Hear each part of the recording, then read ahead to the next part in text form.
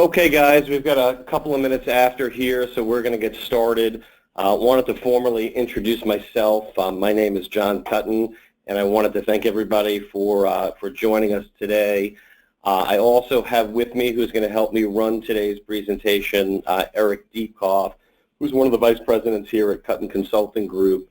And I'm also delighted to share that today we've got 3 advisors from around the country who I'll introduce in a little while, who've been kind enough to join us to talk a little bit about their experience in going through our training program on how to build mutually beneficial relationships with CPAs and tax professionals. So with that, we've got a bunch of folks here listening in on the call, and I wanted to take a second. I thought it would be appropriate to really tell everybody a little bit about myself, about the program, and really what we do here at Kuttin Consulting Group. First, I am an advisor, just like you, who's kind of in the trenches day to day and still works with clients and building my business. I'm actually a Barron's Top 100 Independent Advisor, have been for many years, and have a background in leadership. And I get asked the question a lot, kind of why do I do this coaching? And I spend a lot of my time training other advisors. And I answer the question really the same way every time. It's really kind of what my passion is.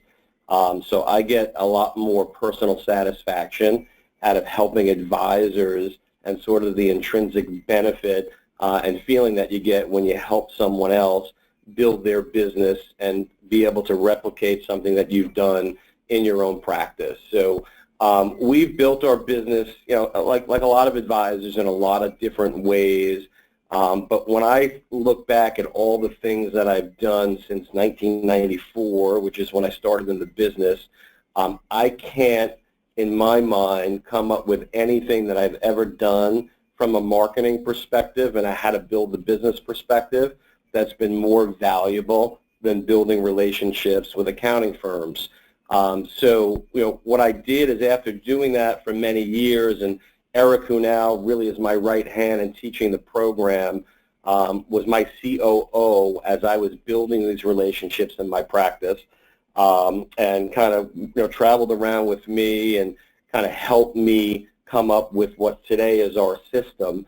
And that system came from trial and error, right? And to make a long story short, the first relationship that we ever built was with a gentleman by the name of Ken Serini, and that goes back to, I believe, the year 2001.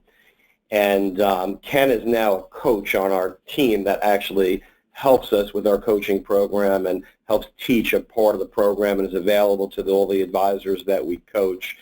But again, to make this long story short, as we had success with Ken, we kind of looked at it and said, Ken's got 500 clients, and within 6 months or so, when we had a lot of success early, we were able to acquire 15 or 20 clients, and it all kind of clicked for me as an advisor, and I thought to myself, why do I want to go after one client at a time if I can go after one professional CPA at a time who might have 300, 500, 1,000 clients, etc.? So I really started to spend a lot of energy on building more and more relationships with accounting firms. So, fast forward, today our firm has over 50 relationships with accounting firms. It drives hundreds of new clients and, tens of millions, sometimes hundreds of millions of annual assets to our firm, and it really helps us to create quantum growth in our practice.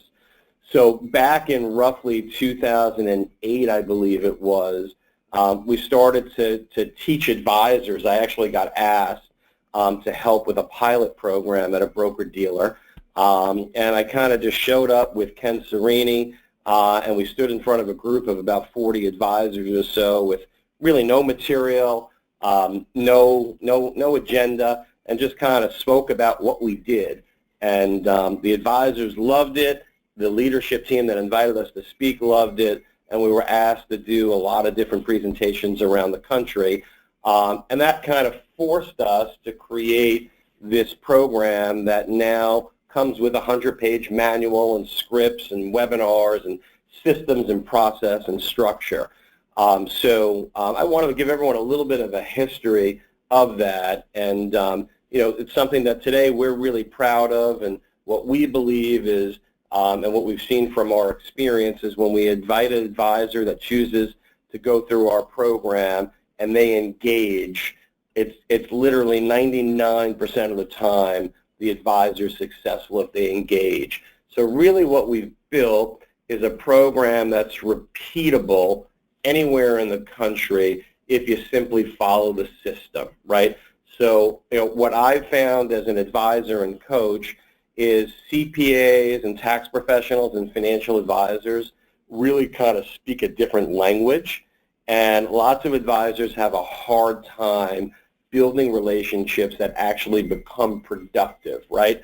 So I always say in my coaching program, there's two pieces to this puzzle, and I always say the hard part is getting the CPA or tax professional to say yes and say that they want to work with you, and the harder part is then teaching them how to ultimately refer and how to build that relationship so it would occur.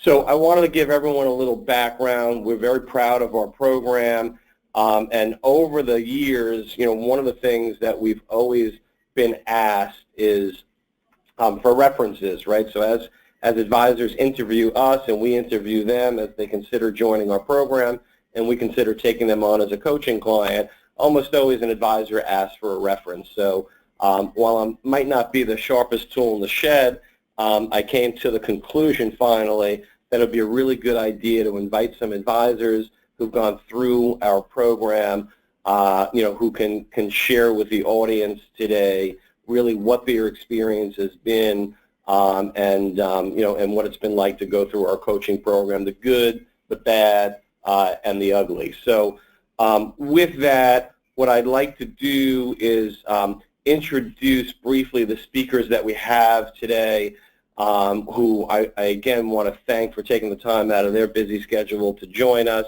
and then I'll allow them to introduce themselves, in a little bit more detail, and then my partner Eric is going to go through a Q&A session and really allow them to drive today's agenda and kind of share with you what their experience has been like. So following, I guess, protocol, I have three advisors here with us today, and my mom always taught me ladies first.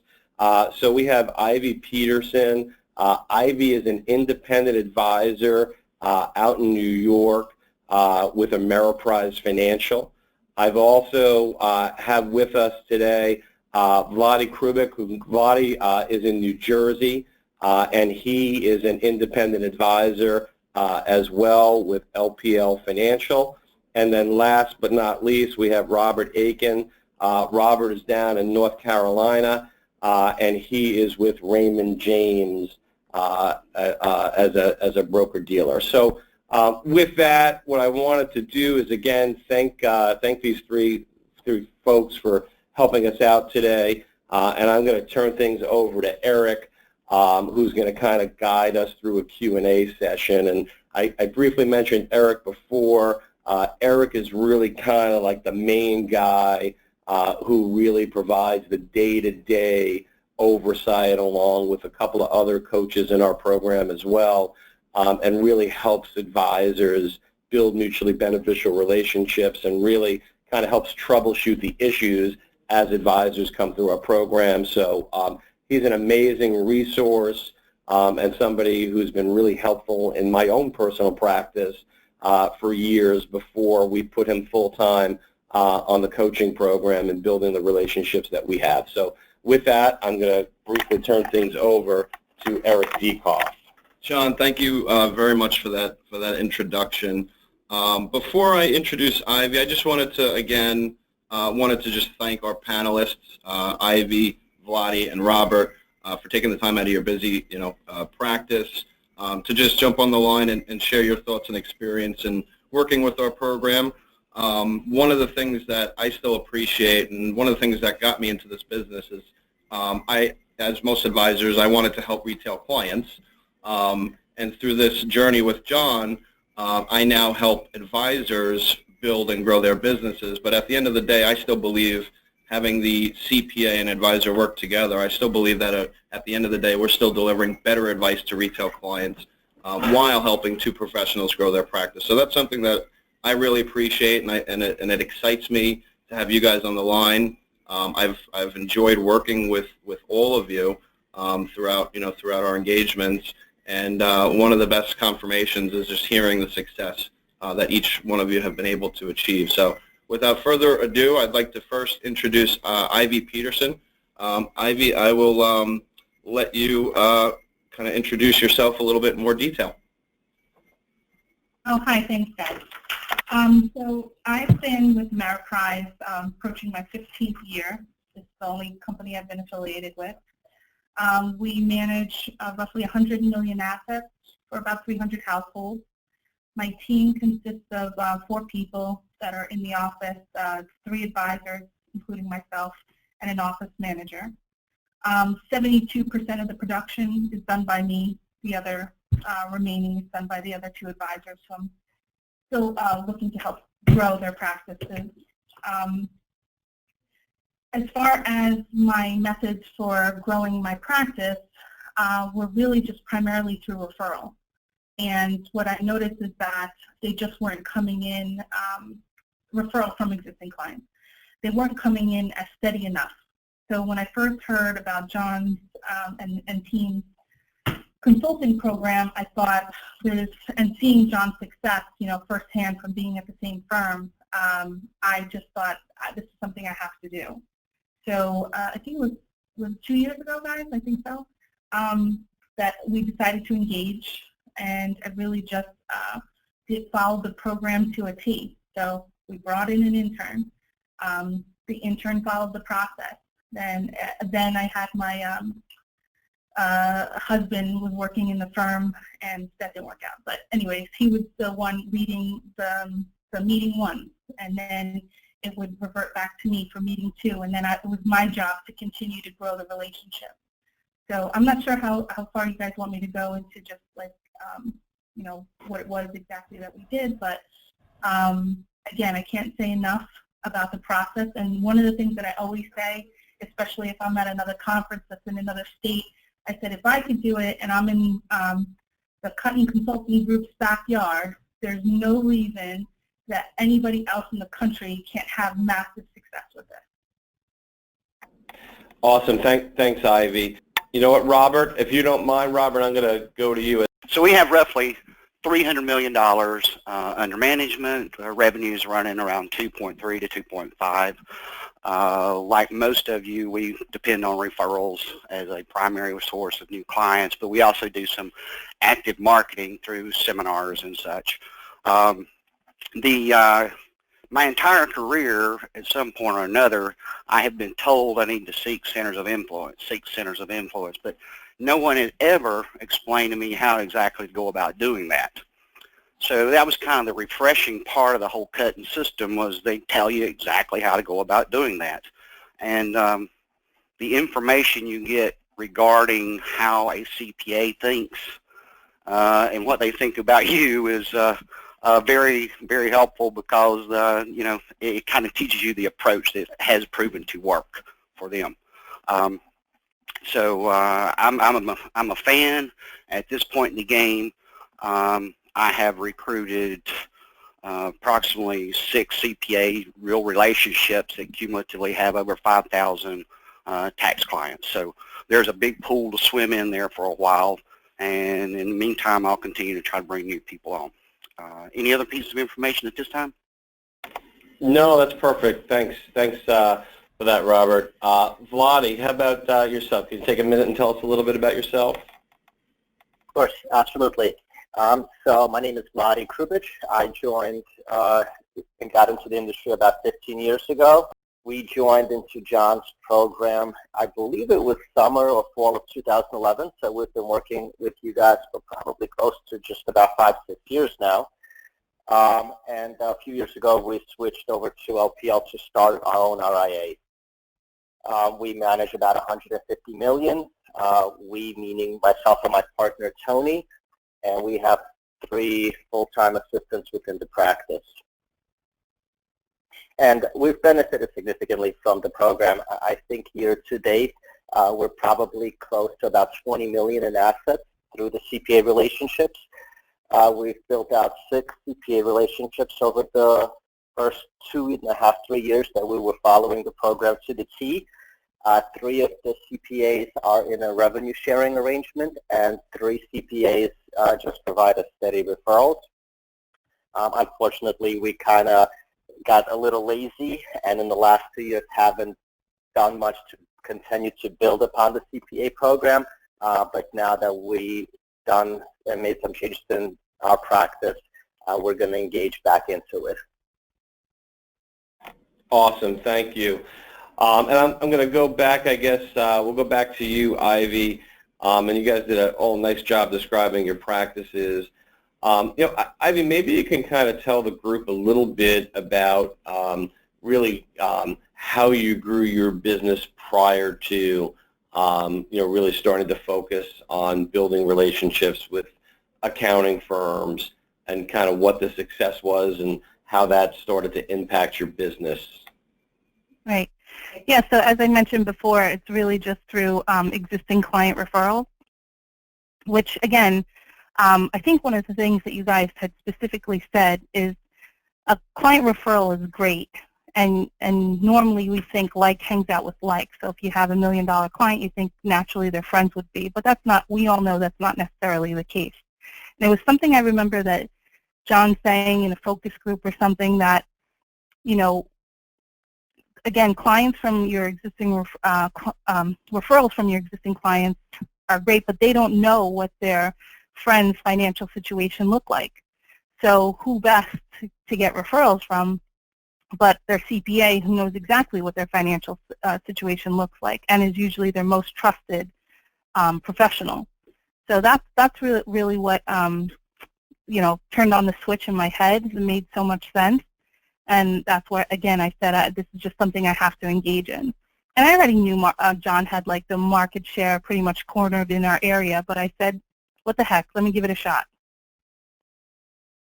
Awesome, thank you. Robert, how about yourself? Tell us a little bit about kind of how you grew your business, and maybe you can share a little bit more with the group as well regarding how many relationships you've now built and kind of how it's working for you. 20 years in this business, I have done just about anything you can. I started off cold calling 200 calls a day. I've done seminars. I've done client appreciation events. You name it, I've tried it. And the way it tends to work is none of them work perfectly. They all work some. But I've gotten to a point now where I would rather fish with a net than a hook. So that's the idea of the CPAs, in that they already know the relationship. They already have the relationships. They already know who has funds, and they typically know when someone has a problem, which is what we need. So that has become my primary prospecting for new account relationships tool. One thing I should say is I've come to figure out that the process takes longer than I initially thought.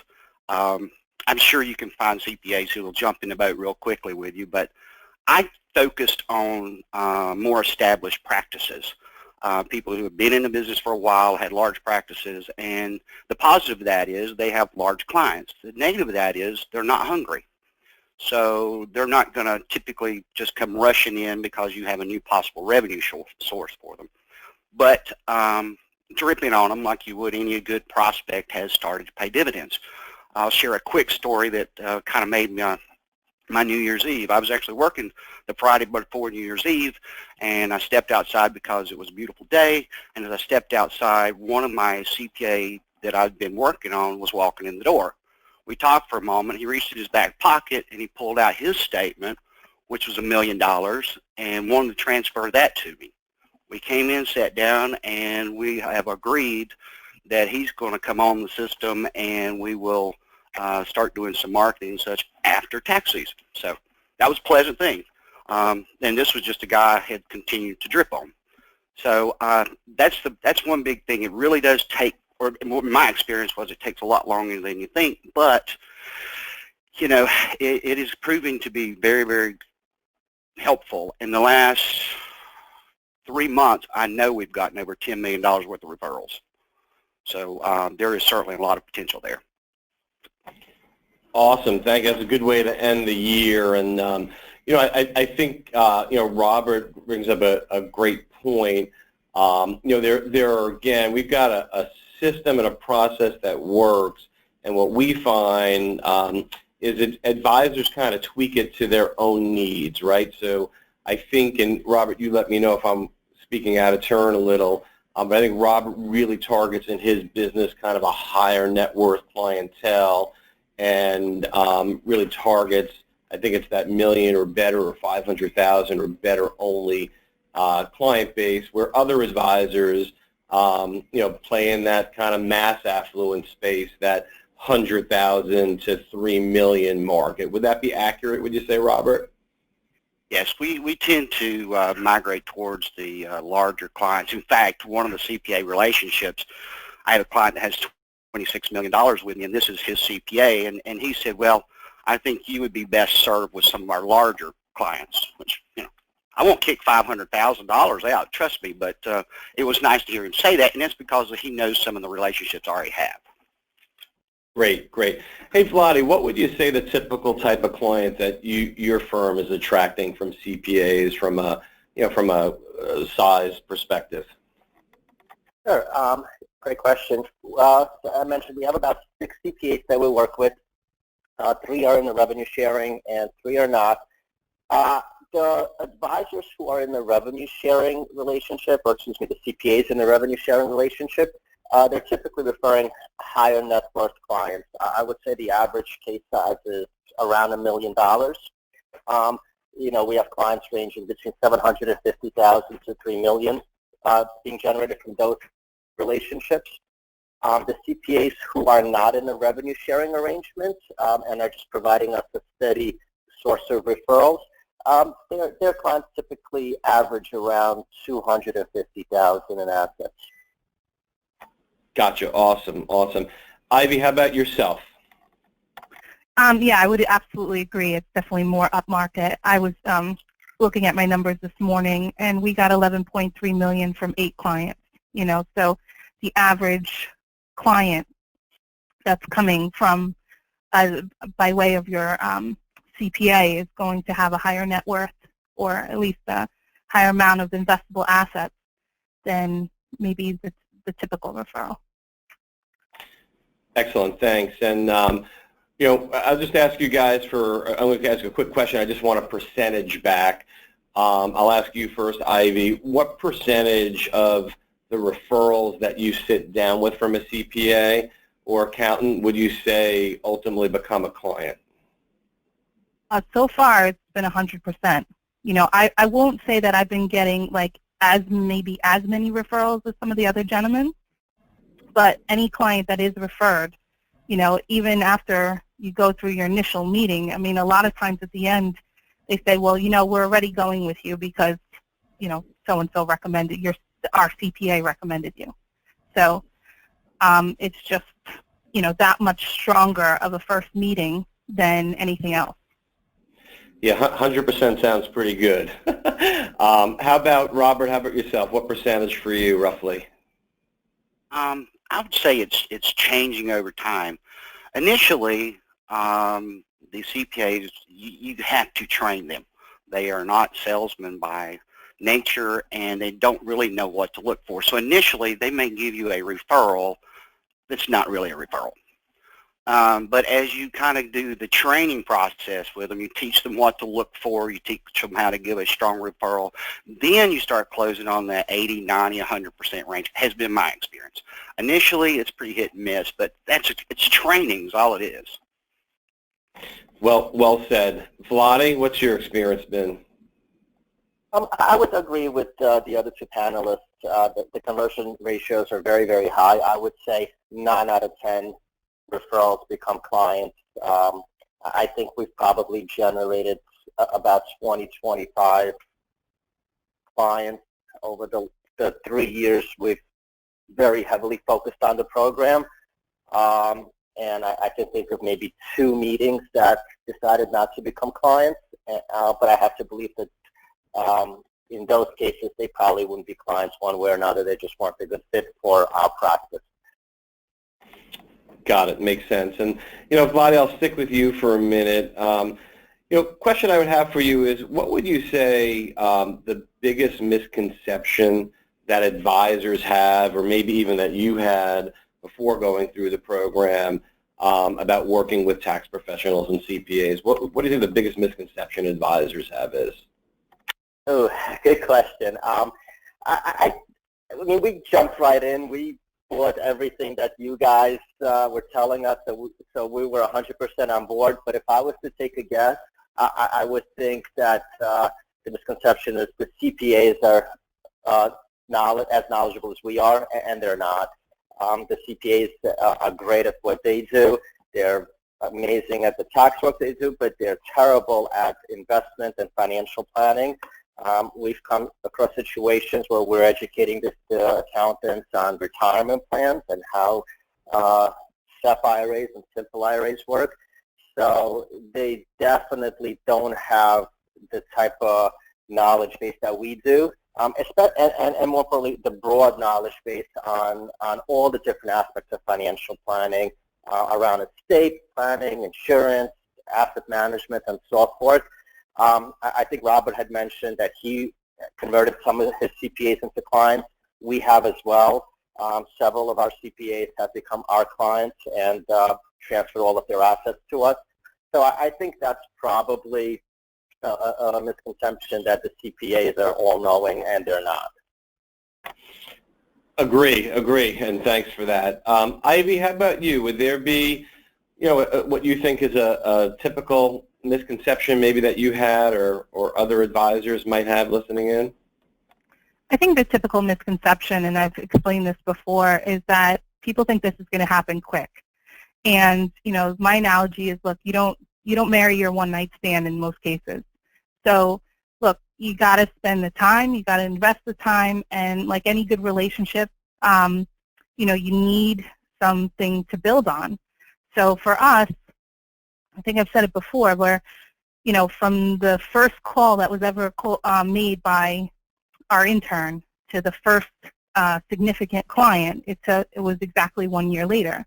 And that's because, again, you have a few months to work with them, then you leave them alone for tax season, and then you re-engage. And I think that, if you're thinking this is going to happen after a month, that's just not the case. But one of the things I remember also John saying in a focus group is, because I started my business too through the LEAD program, which and most times were no better than a cold call. But if you could go back and instead of doing however many dials you did, 200 to 500 dials every night, calling on potential clients, and you were calling on CPAs to establish relationships, so that you're setting up your career, that every year you now have a partner who's going to give you anywhere from 5 to 10 referrals consistently every year, how different would your practice look? So, I mean, again, that just resonated with me. And what I did find, though, through my process was that my guys like knowing that because I have 3 all in revenue sharing agreement, they like knowing that I'm not going after 15 CPAs. They like knowing that, they're part of my three-guy team. So the one thing that I'm trying to also do is help the other advisors in my practice also get their 3 to 5. So that it's not, again, just one person maybe dealing with 15 relationships, but you have several advisors dealing with really close-knit relationships. Very well said. I love when I hear you repeating back things from the coaching. It tells me you were listening. So that's a good thing. And for those of you who wind up joining our program, you'll hear me say probably 100 times that 2 things. You'll hear me say that building relationships with a CPA is not a sprint, but it's a marathon. And you'll also hear me say something that I think I talked about earlier, which is The hard part is getting the accounting firm to say yes, they want to work with you.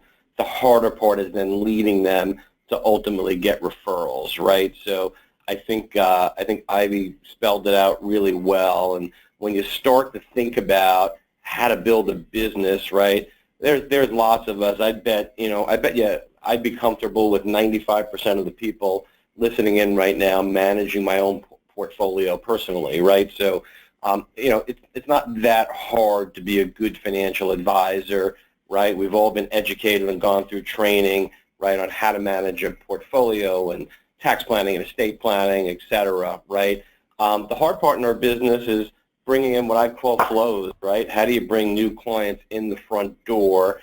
And unfortunately, I believe the industry led us to believe, and like I said earlier, I was a leader earlier in my career. I used to tell advisors, hey, spend 3 years, put your head down, go to work, right? And at the end of 3 years, you should have 100 plus clients.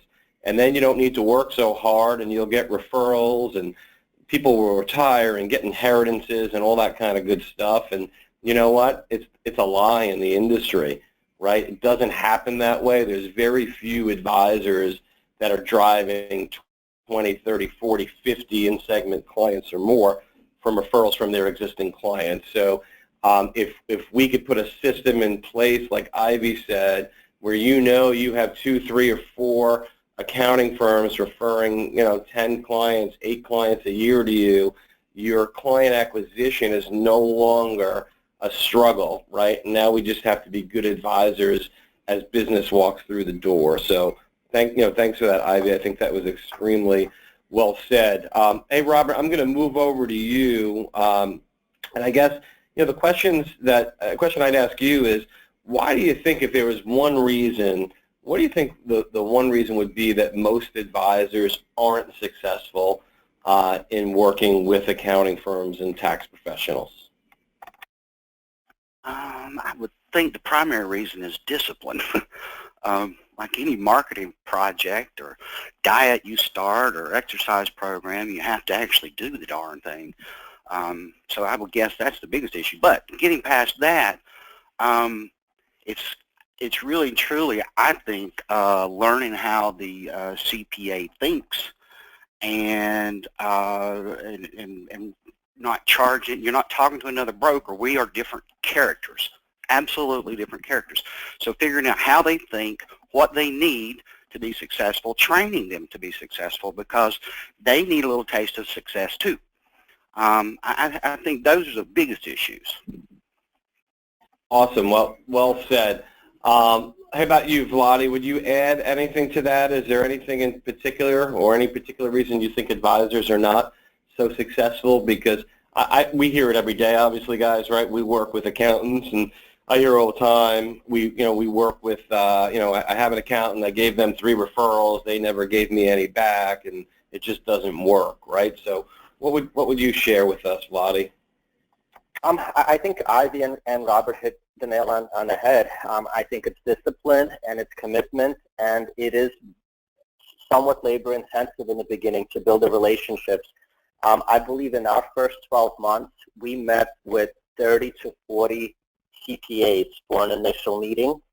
And as we continued to meet with them for meeting number 2 and 3, we narrowed that list down to probably about 10 who were engaged and were open to the idea of revenue sharing and referrals, and utilizing us as their financial advisors for their clients. But then from those 10, we landed, I think, 3 or 4 who actually stayed committed.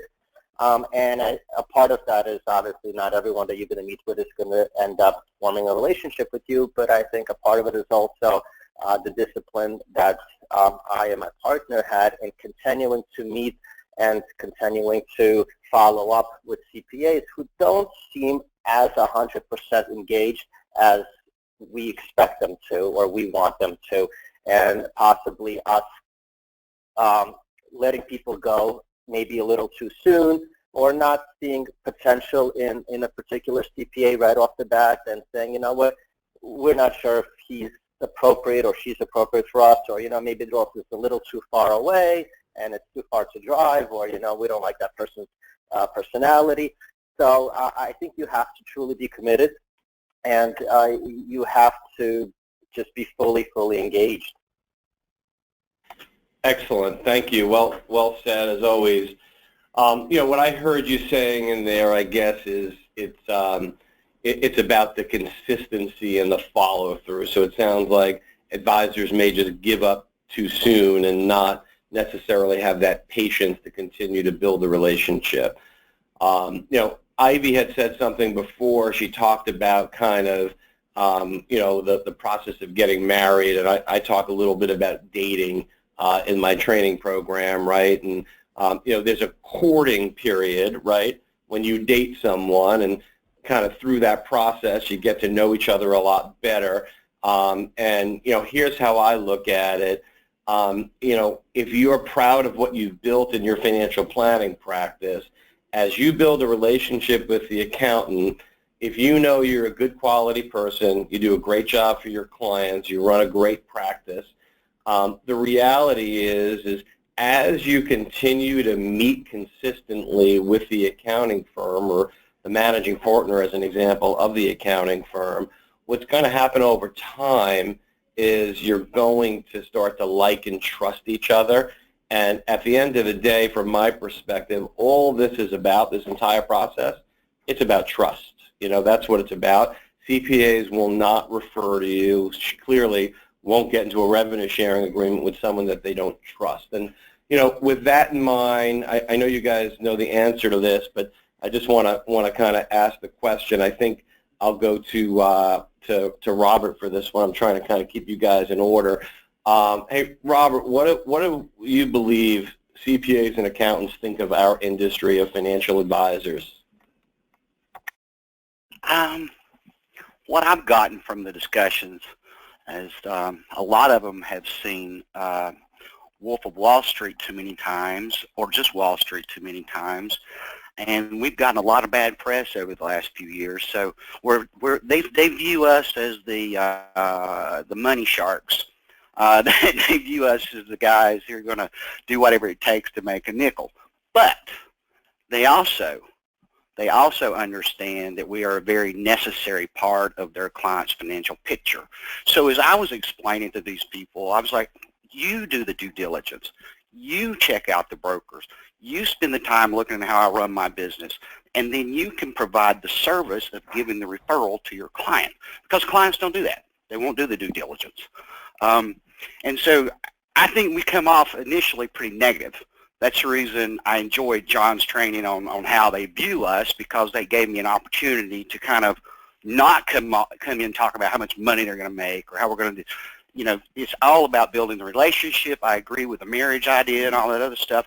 And I absolutely believe 100% you have to find a personality that you like. I think it's hard to fake that. I think it's easier for them to refer somebody to you if they like you. And then you have to have the knowledge and the trust and the like. So I just think it takes some time to get there, but you can do it. Excellent, excellent. I'll ask, I guess, this question of Ivy. Ivy, you talked a little bit before, I think, about hiring interns and make some calls for you. And I also know that, Vlada, you referenced your first 12 months into the program. I think you had said you probably met 30 or 40 CPAs. One of the things that I teach and say throughout my training a lot is the hardest part of any client acquisition strategy is getting what I call belly to belly with the prospect, right? It's really hard to get the person you want to meet with to agree to a meeting with you. I believe it's a little different with the CPA and accounting world, especially the way we teach it. But Ivy, maybe you can talk a little bit about, was it challenging to get in front of accountants? Did you find it easy? Did you go to your own existing clients' accountants, or did you just cold call? Was it a combination? Did you use other methods, that kind of thing? Yeah, we just cold called because we wanted to make sure that we had a lot of the kinks worked out before we started calling the relationships that might have with existing clients. And again, my personal experience, I was not the one doing the call, so it was one of our interns. And he probably said that at least 50 people he called already said they were working with you guys. So you can imagine that maybe would not happen if you're not in the Long Island area. Now, he'll probably say he made about 1,000 phone calls. I'm somewhere between 500 and 1,000, I'm sure. Of that, we set 25 first meetings.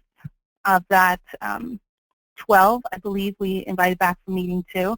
But I knew almost immediately, same way you do, again, with any relationship, if you're going to click with someone or not. And I knew almost immediately when I met the 3 people that are in the revenue sharing agreements now, those are the guys I wanted to work with. And similarly, I think it's because of our styles were a match. And while we did originally, I think, have 5 potentials that were going to be revenue sharing, what I found myself gravitating to is the ones that, again, like the other gentleman, I think it was Robert who said, who had established practices, weren't really hungry, but saw the benefit of potentially incorporating this into the practice. And that's really who I, focus my sights on, is to work with them. Excellent. Awesome. Hey, Vladi, maybe you can be curious to see your view on this. What would you say, right? We kind of teach a process, and we've got our, we call it meeting 1, 2, 3, and 4, right? And you guys all know what we do in each step of that process. Of those meetings, which one do you think is most important? Like, where do you think the most value is provided in which particular meeting? I think probably in meeting number 2 is where most of the value is provided. I think in the initial meeting, when you first sit down with the CPA to learn about their firm and their practice, they're just feeling you out. I think at the end of the day, the CPAs kind of know why you're there and what you want from them, and they know that you're hoping to build a relationship and you're hoping to get referrals out of them, and they're very cautious, and they're hesitant, and they're trying to just kind of feel you out and just see if they like your personality. And then in meeting number 2, when you really start to discuss your practice and who you are and how you help clients and how you can help their clients, and you show them the financial planning process, and or at least that's what we did in meeting number 2. We showed them some of our financial planning processes and our client service model and how we manage portfolios and how often we meet with clients. They started to differentiate us from what they perceive a financial planner to be. Awesome. Yeah, I knew you would pick that one. I think you would all pick that one, but I wanted to make sure I was right. And I think it piggyback a little bit on what Robert was talking about. CPAs watching too much Wolf of Wall Street. CPAs don't know what we do, and I think that's a big part of the process. Is when you actually take the time to teach them and show them what they do, it resonates. And because it resonates, it's a way for them to really help their clients, right? And, I'm going to ask Ivy this question. Ivy, I talk a lot about in the training about kind of fiduciary responsibility of a CPA. Do you ever have any conversations like that with the CPAs? Did you talk about that at all, and kind of maybe you could share a little bit about what that means and kind of how that resonates? Yeah, we did. I mean, again, that's really just following the training. And I just think we all know that word fiduciary even so much more now with the DOL, if you weren't quite familiar with it before. But, once you start speaking their language, you see a little change in their eye. They sit up a little straighter, and they see, like, look, you're different than all the other ones out there. And just like Robert was saying before, I think that we just have to set ourselves apart. And again, when you start talking, using their speak, they see that look, who I'm sitting in front of is definitely different than all the other people I've maybe been dealing with and all the bad experiences I had before. So let's continue the conversation. Awesome.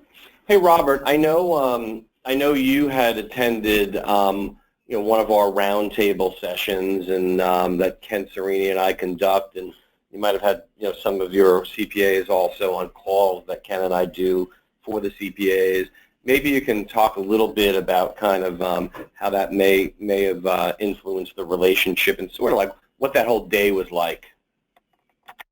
Actually, I found the roundtable to be quite helpful, and the feedback I got was very good. And partly it's because some of these CPAs initially, as they are contemplating joining in and trying to do this, they still aren't quite convinced they're not doing something wrong.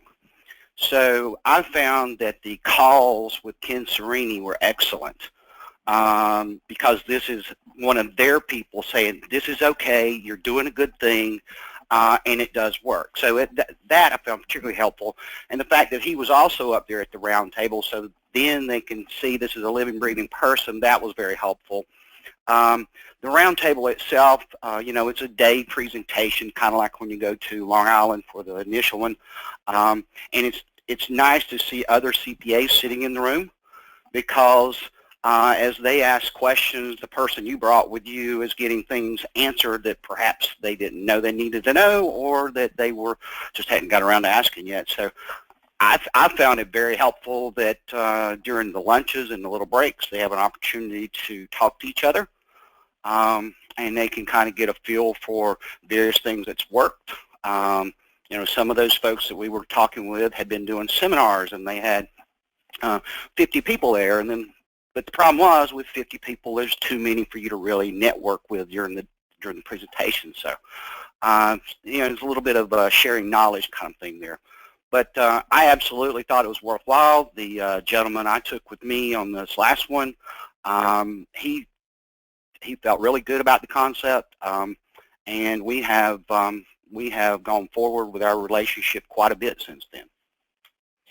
Awesome. Glad to hear it. So, guys, here's what I'm going to do. I want to make sure that we kind of honor our time commitments here. I'm going to ask each of you to answer the same question, and then I'm going to wrap in when you guys are done, probably in 5 minutes or less.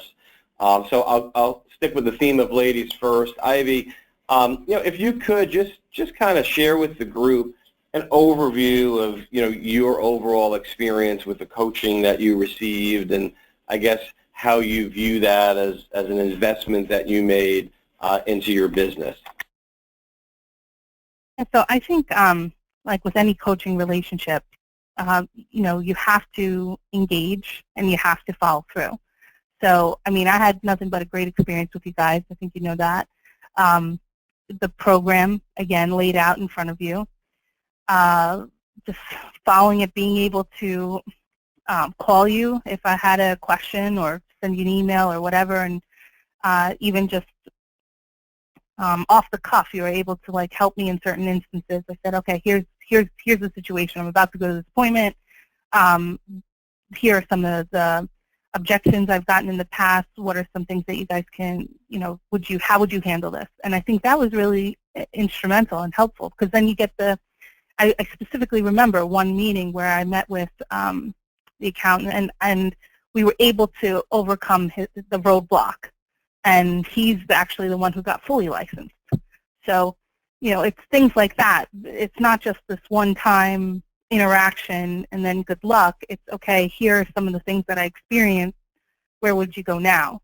That maybe weren't in the book, or just an elaboration or alliteration of the book. So, or the training manual is what I mean.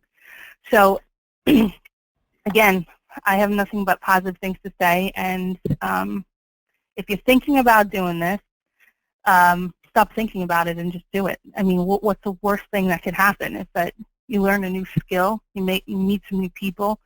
There's more potential for a relationship, even if it doesn't happen right away. It'll happen down the road. Just keep working at it. Awesome. Thank you. Vladi, I guess same for you. Kind of maybe you could just talk a little bit about your experience and any final thoughts that you might have. Absolutely, yeah. Just like Ivy, we had a great experience. The whole team at your group is always available. We send an email, Eric responds immediately. He's always available for calls and conversations and giving us some feedback and getting us any kind of material or information that we need. So we've had a great experience. I would say for any advisor who wants to join in the program, the one thing I would say is it has to become a part of your practice. It can't be just something that you want to dabble in. If you want this to be successful, you have to make this as big a priority as any other initiative within the firm and dedicate time to it. It's not a 1 month or a 3 month commitment. It has to be something that you do on an ongoing basis. From our experience, we gave initially 2 full years to it, and we had tremendous success. We brought in 3 to 4 CPAs, and we were averaging, I would say, easily 8 to 10 referrals from each of our CPAs in the first 2.5 years. But then we slowed down. We started doing other things within the practice that were necessary, but just other things that we wanted to build out, and took on other initiatives and let this kind of fall on the back burner. And those referrals slowed down. Once we got back into it and dedicated our time and started meeting with the CPAs, once again, the referrals started coming in again. So you have to make this a focus. Awesome, thank you. Yeah, it's definitely clearly about consistency and leading and maintaining that relationship once it's built. Absolutely, couldn't agree more. How about yourself, Robert? Final thoughts? Sure. My experience with your organization was great. I had Matthew walk me through a couple of scenarios where I was kind of getting stumped as to what I should try to do here and there, and even more than that, John himself got on the phone with me a couple times. So I am not someone who wants to be an innovator. I'm perfectly willing to steal your idea and copy your idea. So the concept of paying you a fee and you teach me how to emulate a Barron's top 100 advisor, shoot, I'll do it all day, every day. Best money you'll ever spend. And as Ivy said, what's the worst that can happen? You go out, you talk to some CPAs, maybe you don't get the big relationship, but guess what? Maybe they won't refer against you. So that's the other side of it. So I'm all for it. I think if you are serious about building your practice, you absolutely have to find a consistent marketing plan. And as I said early on, I'd rather fish with a net or dynamite than a hook. Awesome. Hey, guys. Extremely well done. I thought you guys did an outstanding job, and I can't tell you how much I appreciate you spending the time and energy today to kind of educate our listeners and really kind of share what your experience has been like. So I want to sincerely thank you guys for that. And guys, in closing here, this is really why I do it. Here are 3 advisors that to me are really, really happy that they went through our training program. I feel like our team has had a really positive impact on their businesses and their careers. And, I think like Robert said, I messed this up a lot when I first started working with accountants, right? So, in my opinion, what really smart, successful people do is they emulate others who are being successful. So, unfortunately, I went through the trials and tribulations and, had relationships fail because I made bad decisions, et cetera, and, learn from those experiences to the point where we're able to teach it in a way that, in essence, we can shorten your learning curve. As you can tell from the 3 advisors on the call today, we work with a lot of successful advisors who are really interested in growing their business and getting their business to another level. So it's not that you guys couldn't figure it out on your own. I just think you're smart enough to say, hey, if I can make an investment in my business and get there quicker with some help, it's probably a much better business decision to do so. So, with that, here's a couple of final kind of housekeeping thoughts that I wanted to share. The first is, in talking today, you'd think our fees are really, really expensive, right? They're not. Our coaches are going to follow up with you, and you can certainly follow up with us if you have some interest in essence, seeing if our program is right for you, and we also want to see if your practice is right for our program. But our Cadillac, to put in perspective, costs $12,000, $1,000 a month. So we are not very expensively priced. We've gone through great lengths to be able to put a system in place that we can do this at a really affordable price for advisors. And there are options that actually even cost less than $1,000 a month as well. So as you can believe it at this point, I'm sure everybody has some questions and things on their mind. So what I'm going to ask is, you can see our phone number, which is 855-722-9393, as well as our email address, which is kuttinconsultinggroup@gmail.com. Give us a call, shoot us an email. We would love to help, or at least explore if we could help. And I want to genuinely thank everyone for listening in today. I hope you found the information valuable. And again, I wanted to thank both Ivy, Robert, as well as Vladi for joining us today. You guys did a fantastic job, and thanks so much. So with that, thanks everybody for tuning in, and you will be receiving a follow-up, and please reach out if this is something that you'd like to explore. Thanks again, and have a great day.